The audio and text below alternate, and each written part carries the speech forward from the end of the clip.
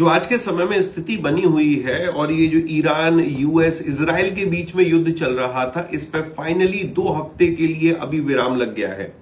असल में US president Donald Trump है और ईरान है, इनके बीच में भी सहमति हुई है कि 2 हफ्ते तक सीज फायर रखेंगे। ईरान ने अपने कुछ प्रपोजल दिया है, यूएस ने भी कहा है कि हमने जो एक अभी इवन रात को मैं भी चिंतित था, इवन काफी सारे लोग टेंशन में थे। रीजन था उसका क्योंकि यूएस ने बोला था कि होल सिविलाइजेशन विल डाई, हम ईरान को खत्म कर देंगे और ईरान की तरफ अपनी फोर्सेस को भेजने का डिसीजन भी लिया था। फाइनली उसकी डेडलाइन खत्म होने वाली थी, बट उससे पहले ये युद्ध विराम अनाउंस होता है। अब जो यूएस के सामने कुछ यहां पर उन्होंने डिमांड रखी है, उसमें यह है कि ये जो स्ट्रेट ऑफ हॉर्मुज है, इसके ऊपर पूरा ईरान का कंट्रोल रहेगा। मिडिल ईस्ट में जो यूएन, ये इवन यूएस की जो मिलिट्री है उसको विड्रॉ किया जाए। इवन ईरान या जो उसके जो अलाइज है उनके ऊपर जो अटैक हो रहा है उसको रोका जाए।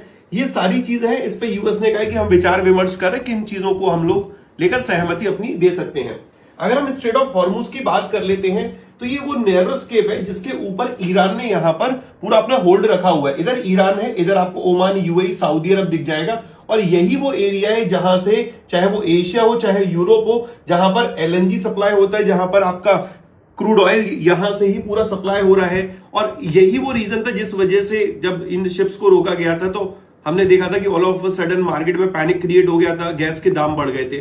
फाइनली कुछ समय के लिए यहां पर अब शांति देखने को मिलेगी। आई होप सो ये बात फाइनली शांति की तरफ भी बढ़े। Okay, thank you.